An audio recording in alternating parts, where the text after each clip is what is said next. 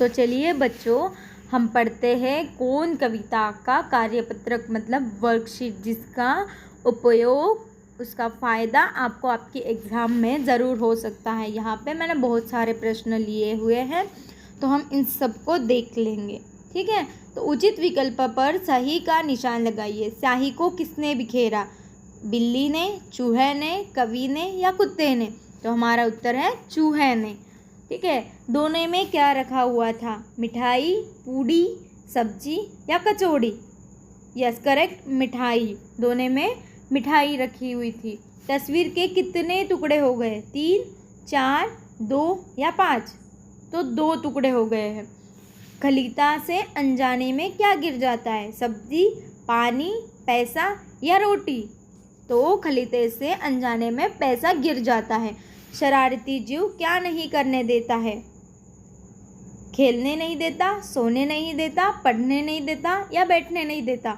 तो हमें शरारती जीव सोने नहीं देता। कविता में किसकी बात हो रही है? कविता में कुत्ते की बात हो रही है या चूहे की या चोर की या बच्चे की? तो कविता में चूहे की बात हो रही है। पोथी की जिल्द किसने काट डाली है? दर्जी ने, कैंची ने, चूहे ने या बच्चे ने? तो पोथी की जो जिल्द है वो चूहे ने काट डाली है। तस्वीर कैसे टुकड़े हो गई है? गई होगी। ठीक है, सीलकर, टांगकर, गिरकर या कटकर?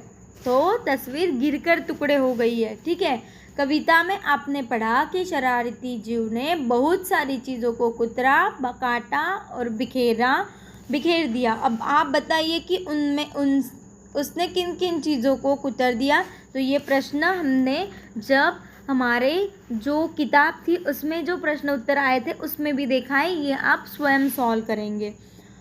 निम्नलिखित कविता की पंक्तियों को पढ़िए और पूछे गए प्रश्न के उत्तर दीजिए। किसने जिल्द काट डाली है? बिखर गए पोथी के पन्ने, रोज टांगता धो धो कर में, कौन उठा ले जाता छन्ने, कुतर कुतर कर कागज सारे, रद्दी से घर को भर जाता। तो देखो, जिल्द किसने काट डाली है? चूहे ने।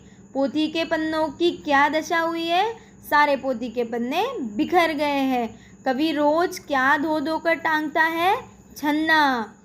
शरारती जीव को किस चीज़ से भर देता था? शरारती जो जीव है वो घर को किस चीज़ से भर देता है? कूड़े से भर देता है। समान तुक वाले शब्द लिखो। तो देखो यहाँ पर समान तुक वाले शब्द है पन्ने, छन्ने। ठीक है, एक ही जोड़ी है जो है पन्ने और छन्ने। इन पंक्तियों के रचयिता कौन है? तो यह मैंने आपको जब पाठ पढ़ाया था उस वीडियो में मैंने आपको बताया था कि यह जो पाठ है वो कविता, ये जो कविता है वो किसने लिखी है? तो इसका उत्तर आप स्वयं देंगे। अगर आपने वो वीडियो नहीं देखी है तो ज़रूर देखिए। देखो आगे वाले प्रश्न। दोने में क्या रखा था? दोने में मिठाई रखी थी। पूरे घर में शरारती जीव ने क्या बिखेर दिया था? अनाज बिखेर दिया था। कूड़ा कौन बीनता है? चूहा। वह शरारती जीव कहाँ छिप जाता है? कोने में। कुतरे हुए कागजों से घर को कौन भर जाता है? चूहा भर जाता है। क्या तुम्हारे घर में भी परेशान करने वाला कोई ऐसा जीव घूमता है? हाँ या नहीं? तो आपको इसका उत्तर देना है। आगे देखिए, दोना खाली क्यों रह गया है? क्योंकि उसमें जो मिठाई थी वो चूहे ने खा ली है। खलीता से पैसे क्यों गिर जाते हैं? क्योंकि चूहा उस खलीते को कुतर देता है और वो फाड़ देता है। पोथी के पन्ने क्यों बिखर गए हैं? क्योंकि चूहे ने पोथी की जो जिल्द है वो काट डाली है। रात भर कभी क्यों परेशान रहता है? क्योंकि चूहा इधर उधर भागता रहता है, खुरखुर करता रहता है, इसीलिए। चूहा रात भर क्या करता है? खुरखुर करता है और इधर उधर भागता है। घर में किस किस तरह की चीज़ों का नुकसान हुआ है? घर में बहुत सारी चीज़ों का नुकसान हुआ है, जैसे अनाज, कपड़े, छन्ने, किताब, इस तरह से अलग अलग चीज़ों के नुकसान हुआ है।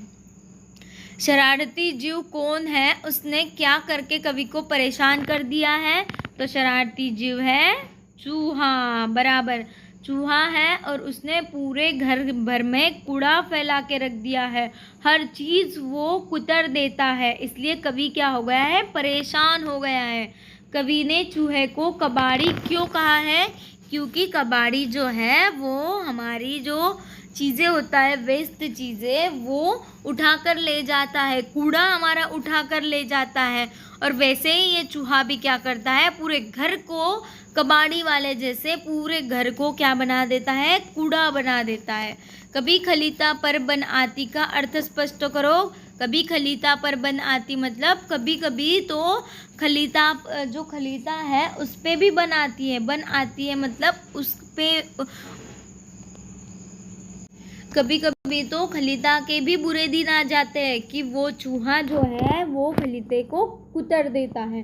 चूहा रात भर क्या क्या करता रहता है, चूहा रात भर इधर उधर भागता रहता है, खुरखुर करता रहता है, चीज़ें कुतरता रहता है, कभी कपड़े कुतर देता है, कभी किताब कुतर देता है। ठीक है, कविता में बहुत से नुकसान गिनाए गए हैं, तुम्हारे हिसाब से कौन सा नुकसान सबसे बड़ा है और क्यों? इस प्रश्न का उत्तर मैंने आपको पहले वीडियो में भी बताया है, अगर आपने वो नहीं देखा तो ज़रूर देखिए और इसे अपने मन से लिखने की कोशिश करिए।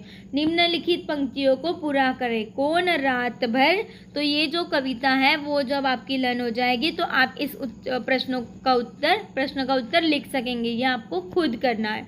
तो देखिए, भाषा आधारित प्रश्न कुछ देख लेते हैं। निम्नलिखित शब्दों के विलोम शब्द लिखिए, मतलब अपोजिट वर्ड। रात, दिन, सोना, जगना, गिरना, उठना, रोज, कभी कभी। ठीक है, नीचे लिखे शब्दों के एक एक समानार्थी शब्द। समानार्थी मतलब सिनोनिम्स। अनाज, अनाज मतलब समान अर्थ वाले शब्द लिखने हैं, जैसे अनाज को धान भी बोला जाता है। पोथी, पोथी मतलब कोई किताब, किताब भी बोला जाता है। घर, घर को हम गृह भी बोल सकते हैं। दुनिया, दुनिया को जग, ये भी समानार्थी शब्द हो सकता है, जग। ठीक है, जैसे तस्वीर, तस्वीर को हम प्रतिमा भी बोल सकते हैं। रात, रात का समानार्थी शब्द है निशा। ठीक है,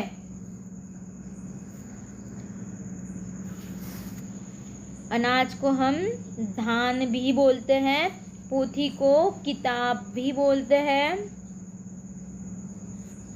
घर को गृह भी बोला जाता है, दुनिया को जग भी बोला जाता है, तस्वीर को प्रतिमा, ये समानार्थी शब्द है, और रात को निशा या रजनी ऐसे भी बोला जाता है, रजनी। ठीक है, आगे देखते हैं। निम्न शब्दों में लिखे शब्दों को वर्णमाला के क्रम में लिखिए। ये एकदम आसान प्रश्न है, ये आप खुद कर सकते हैं, आपको खुद करना है। ये जो शब्द दिए गए हैं उनको वर्णमाला के क्रम के अनुसार लगाना है, जैसे डिक्शनरी में होता है। आगे शब्दों के अर्थ लिखिए। कुतरना, कुतरना मतलब, तो देखिए शब्दों के अर्थ लिखने हैं, जैसे कुतरना मतलब टुकड़े टुकड़े करना, कुतरना मतलब टुकड़े टुकड़े करना।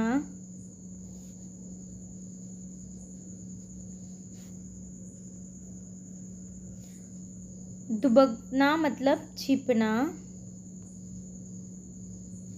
छन्ना, छन्ना मतलब जो छानने वाली चीज़ें होती है, छानने वाला कपड़ा, महीन कपड़ा बोलते हैं उसे। जिल्द मतलब किताब का जो पन्ना होता है, किताब का जो मुख्य पृष्ठ होता है वो कवर हम उसे बोलते हैं।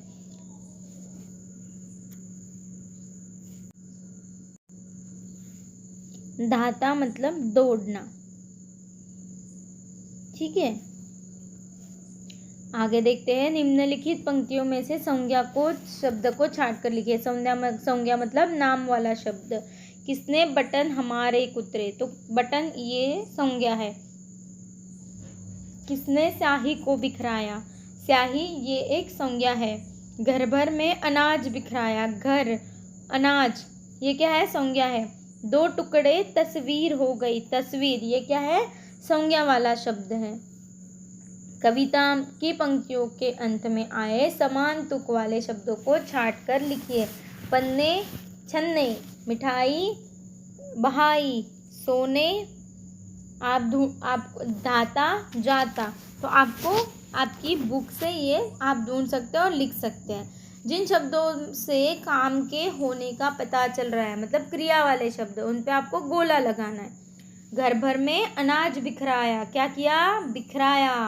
अनजाने पैसा गिर जाता, क्या होता है, गिर जाता है।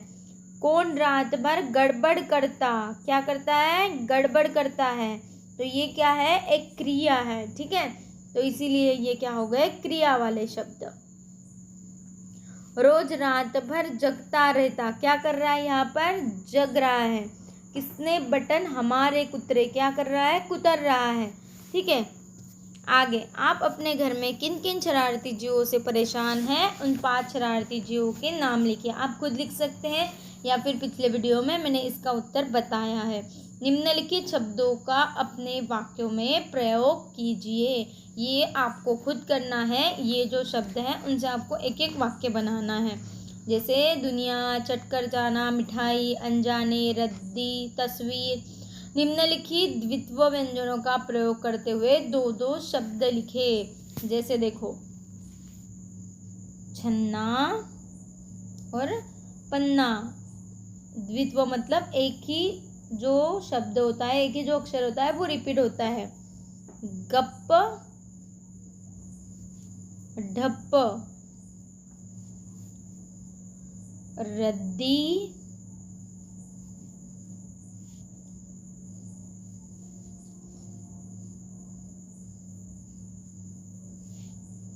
ऐसे ही आपको भी ऐसे शब्द बनाकर लिखने हैं।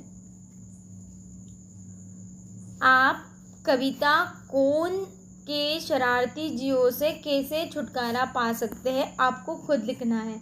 अपने मित्र को पत्र लिखकर बताइए कि एक चूहा आपके घर में घुस गया है और वह आपकी किन किन चीज़ों का नुकसान कर रहा है। ये भी आप खुद लिख सकते हैं, ठीक है। आगे प्रश्न देखिए, निम्नलिखित आवाज़ें कौन निकालता है, उचित मिलान करिए। चू चू कौन करती है, चिड़िया करती है। म्याओ म्याओ बिल्ली करती है। भो भो कुत्ता करता है, ठीक है। और चीची चूहा करता है। किस मार्ग पर चलकर चूहा डबल रोटी के टुकड़े तक पहुंचेगा। चलो इसे भी ट्राई कर लेते हैं, ठीक है। तो मैं ऐसे जाऊंगी और फिर ऐसे जाऊंगी, ऐसे ऐसे, या आप खुद भी ट्राई कर सकते हैं, ठीक है। ऐसे तो यहाँ पर जगह नहीं है, फिर मैं तो फंस गई। फिर से एक बार ट्राई कर लेते हैं।